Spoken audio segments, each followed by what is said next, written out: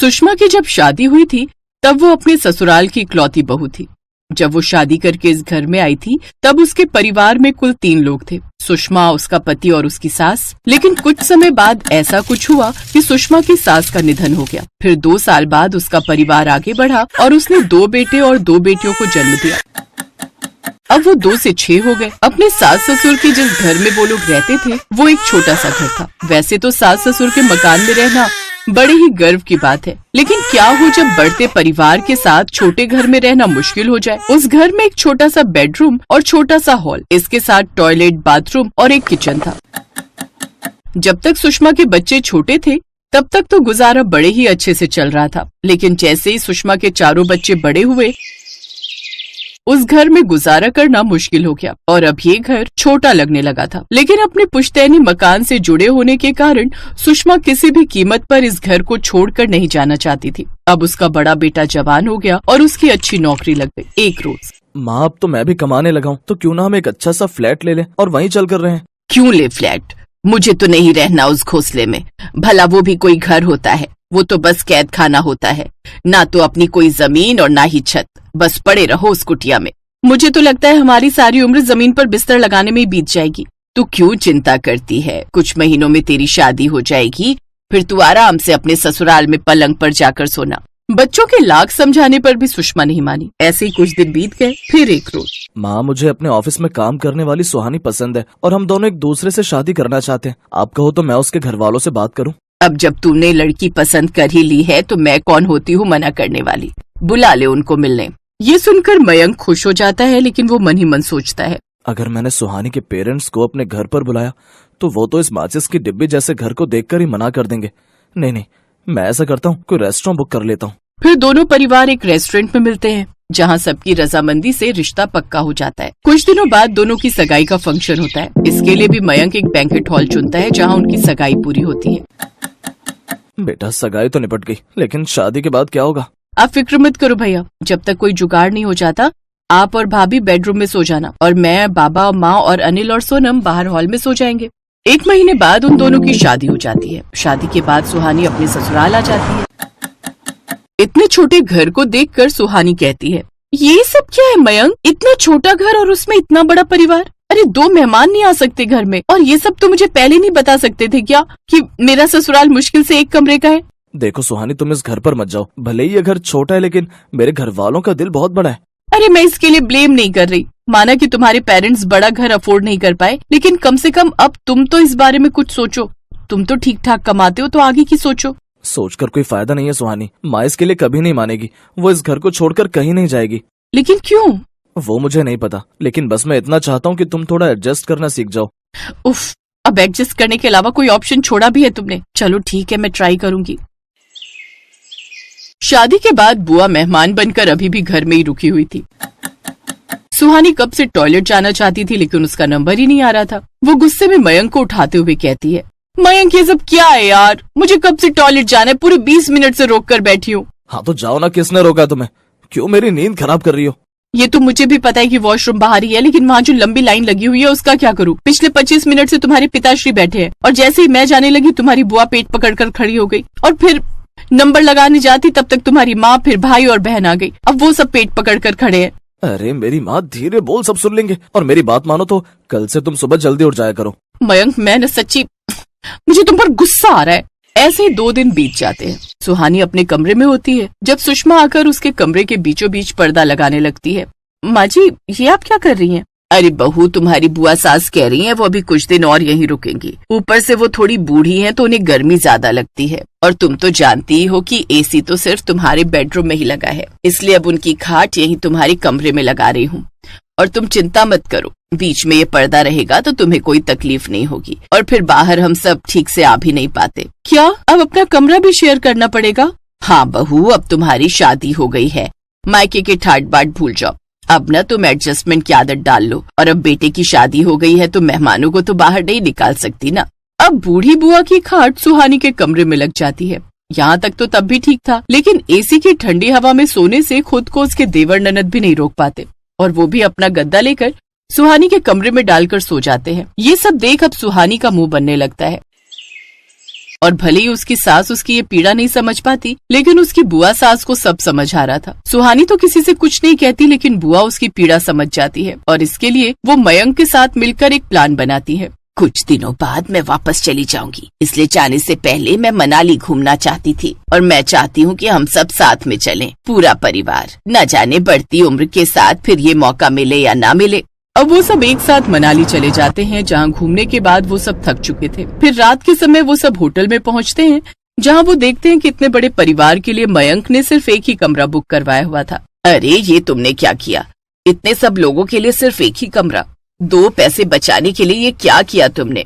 उसे ऐसा करने के लिए मैंने ही कहा था, और इसमें बुरा भी क्या है? सब जैसे तैसे एडजस्ट कर लेंगे। कैसे कर लेंगे दीदी, आप ही बताओ। इतने बड़े परिवार के लिए कमरे में कैसे गुजारा होगा? यही तो मैं तुझे समझाना चाहती हूँ सुषमा। जब परिवार बड़ा हो जाए तो एक कमरे में गुजारा करना मुश्किल हो जाता है। ऊपर से अगर घर में नई बहू आ जाए, अब वो बेचारी किसी से कुछ कहती नहीं, इसका मतलब ये नहीं कि तुम उसकी मजबूरी ना समझो। ना तो वो बेचारी ठीक से अपने बिस्तर पर आराम से बैठ सकती है, ना ही वो अपने पति के साथ चैन के पल बिता सकती। पैसों की कमी की वजह से बड़े परिवार को एक कमरे में रहना पड़े तो समझ भी आता है, लेकिन तुम तो जानबूझकर उस पुश्तैनी घर की मोहमाया में पड़ी हो। देखो सुषमा, परिवर्तन ही संसार का नियम है।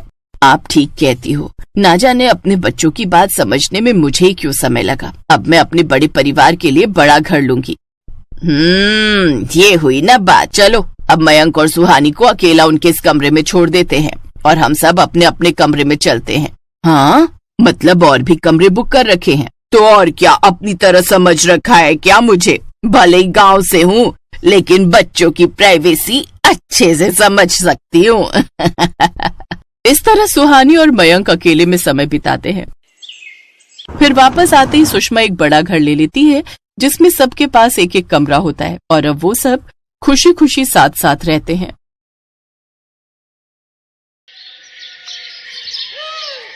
दिल्ली शहर में रहने वाली ऐश्वर्या दिखने में बेहद खूबसूरत थी। अपने माता पिता धर्मेंद्र और हेमा की वो इकलौती बेटी थी, जिस वजह से वो उनकी बेहद लाडली थी। ग्रेजुएशन पूरी होने के बाद उसके माता पिता उसकी शादी के लिए लड़का ढूंढने लगे। मेरी बेटी अब जवान हो गई है, अब उससे शादी करके दूसरे घर जाना होगा, लेकिन मेरा तो ये सोच सोच कर ही बुरा हाल हो रहा है कि उसके जाने के बाद उसके बिना हम कैसे रहेंगे जी। इसी बात की चिंता तो मुझे भी खाई जा रही है हेमा। धर्मेंद्र चौहान का दिल्ली शहर में अपना 2 मंजिला मकान था, जिसमें ग्राउंड फ्लोर पर वो खुद रहा करते थे और ऊपर की मंजिल बिल्कुल खाली थी। एक दिन संडे वाले दिन किसी अजनबी ने दरवाजे की घंटी बजाई। रुको माँ, मैं दरवाजा खोलती हूँ। ऐश्वर्या ने जैसे ही दरवाजा खोला तो सामने एक बहुत ही हैंडसम लड़का खड़ा हुआ था, जिसका नाम था अखिल। जी, मुझे पता चला है कि आप अपने घर का ऊपर वाला फ्लोर किराए पर देना चाहते हैं। आप यहीं रुकिए, मैं पापा को बुलाकर लाती हूँ। हाँ, क्या बात है, बताओ। अंकल, वो एक्चुअली मैं अपने पेरेंट्स के साथ 2 दिन पहले ही इस शहर में आया हूँ। मेरी यहाँ नई नई जॉब लगी है, तो मुझे आपका घर किराए पर चाहिए था। लेकिन बेटा, मुझे अपना घर किराए पर देने में कोई इंटरेस्ट नहीं है। अरे दे दीजिए ना, देखो तो बेचारा कितना मासूम लगता है। और वैसे भी कल को जब ऐश्वर्या ब्याह करके चली जाएगी, तब हम इस घर में अकेले ही रह जाएंगे, तो कम से कम और कोई होगा तो मन तो लगा रहेगा ना। आंटी जी, आपने बिल्कुल ठीक कहा। जब आपकी बेटी शादी करके चली जाएगी तो मैं आपका मन अच्छे से लगा कर रखूंगा, आपको बिल्कुल भी बोर नहीं होने दूंगा। अरे वाह बेटा, तुम तो बहुत अच्छी बातें करते हो और जल्दी घुल मिल भी जाते हो। एक काम करो, तुम अपने पेरेंट्स के साथ कल ही ऊपर वाले फ्लोर पर रहने आ जाओ, मैं तब तक साफ सफाई करवा कर रखूंगी। अरे नहीं आंटी जी, आपको परेशान होने की बिल्कुल भी जरूरत नहीं है, मैं खुद ही आकर सारी साफ सफाई कर लूंगा। अगले ही दिन अखिल अपनी माँ आशा और पिता रमेश के साथ उनके घर में शिफ्ट हो जाता है। अखिल स्वभाव का बहुत ही अच्छा लड़का था। अपनी चुलबुली बातों और हंसते हुए चेहरे से वो सबका मन जीत लेता था। हेमा चौहान को अखिल बहुत पसंद आता है। अब अखिल को उस घर में रहते हुए कुछ दिन बीत चुके थे। एक शाम हेमा अपने पति धर्मेंद्र से कहती है, अखिल कितना प्यारा लड़का है ना। हाँ, आजकल के जमाने में भला ऐसे लड़के मिलते कहाँ हैं। अपने माता पिता को खाना तक बनाकर खिलाता है। अजी, खाने की क्या बात करते हो, जब उसकी मेड नहीं आती तो वो घर का भी सारा काम खुद ही करता है। हमारी बेटी को भी काश ऐसा ही कोई लड़का मिल जाए। ऐसा ही कोई क्यों, अपना अखिल बुरा है क्या? लेकिन वो तो हमारे किराएदार हैं, हाँ तो ये तो अच्छी बात है ना, इससे हमारी बेटी भी अपने पास ही रहेगी। आप हाँ कहो तो मैं कल ही उसके माता पिता से रिश्ते की बात आगे बढ़ाती हूँ। हाँ ठीक है। फिर एक दिन मौका पाकर हेमा अखिल और उसके परिवार से इस बारे में बात करती है और फिर सबकी रजामंदी से दोनों की शादी हो जाती है। अगले दिन जब सुबह अखिल सोकर उठता है तो ऐश्वर्या को ना पाकर अपनी माँ से पूछता है, माँ, ऐश्वर्या कहाँ है? पता नहीं बेटा, मैं भी उसे ही ढूंढ रही हूँ। आज उसकी पग फेरों की रस्म जो है। लेकिन ऐश्वर्या तो बड़े मजे से अपने पेरेंट्स के पास जाकर चाय पी रही थी। ऐश्वर्या, तुम वहां क्या कर रही हो? चाय पी रही हूँ, मुझे अपने इस कप में ही चाय पीना पसंद है और बाथरूम भी मैं सिर्फ अपना ही यूज करती हूँ, ऊपर का वो रूम मुझे पसंद नहीं। अरे बहू, आज तुम्हारी पग फेरों की रस्म थी, लेकिन तुम तो अकेले ही मायके पहुंच गई। चलो कोई नहीं, अब मैं अखिल को नीचे भेजती हूँ तुम्हें लेने के लिए। क्या सासू माँ, आप भी आ तो रही हूं मैं। इसके बाद आशा उसे पहली रसोई बनाने के लिए कहती है, लेकिन 5 मिनट के अंदर ही ऐश्वर्या हलवा लेकर पहुंच जाती है। अरे वाह, हमारी बहू तो बहुत तेज है। 5 मिनट भी नहीं हुए इसे गए हुए और हलवा बनाकर ले आई। नहीं पापा जी, ये तो नीचे मम्मी ने बनाया था तो मैं ऊपर ले आई। बहू, अब वो तुम्हारा मायका है और ये तुम्हारा ससुराल। हाँ तो क्या फर्क पड़ता है। अच्छा वो सब छोड़िए और ये बताइए कि आप इस महीने का किराया कब दे रहे हैं। पापा ने कहा था आपसे पूछ लूं। लेकिन बहू, अब तो हम रिश्तेदार हैं, क्या अभी भी तुम्हारे पापा हमसे किराया लेंगे? हाँ पापा जी, मेरे पापा ना हिसाब के एकदम पक्के हैं। अगर आप नहीं दोगे तो वो मुझसे मांग लेंगे, क्योंकि अब मैं इस घर की बहू जो हूं। ऐसे ही एक रोज जब ऐश्वर्या और निखिल अकेले में बैठकर बातें कर रहे होते हैं तो ऐश्वर्या की माँ उसे आवाज देकर नीचे बुला लेती है। ऐश्वर्या बेटी, कहाँ हो तुम? जल्दी से नीचे आ जाओ। कहाँ जा रही हो? अब ये तुम्हारा ससुराल है। मैंने तुमसे कहा था ना कि मुझे नींद अपने कमरे में ही आती है। इतना कहकर वो वहां से चली गई। अगले दिन अखिल घर का राशन लेने जा रहा था तो हेमा ने भी उसे अपनी लिस्ट पकड़ा दी। अरे दामाद जी, जरा ये मेरा भी राशन लेते आना। ठीक है आंटी, मेरा मतलब है सासू माँ। ऊपर वाले फ्लोर पर खड़े रमेश और आशा ये सब देख रहे थे। हे राम, ये ऊपर ससुराल और नीचे मायके में न जाने और क्या क्या दिन देखना पड़ेगा। ऐसे ही कुछ दिन बीत जाते हैं और ऐश्वर्या प्रेग्नेंट हो जाती है। घर में सभी ये जानकर बहुत खुश थे। देखते ही देखते उसे 7 महीने पूरे हो जाते हैं। उफ, यहाँ ऊपर वाले फ्लोर पर तो कितनी गर्मी है, एसी तक नहीं है यहाँ। मुझे ना इस प्रेगनेंसी में ये गर्मी बर्दाश्त नहीं हो रही, इसलिए अब मैं कुछ महीने अपने मायके, मेरा मतलब है नीचे ही रहूंगी, और जब बच्चा पूरे 3 महीने का हो जाएगा तभी ससुराल मतलब ऊपर आऊंगी। लेकिन ऐश्वर्या, ये बात ठीक नहीं है। कोई बात नहीं बेटा, जाने दे बहू को। ऐसी हालत में इसे परेशान न कर।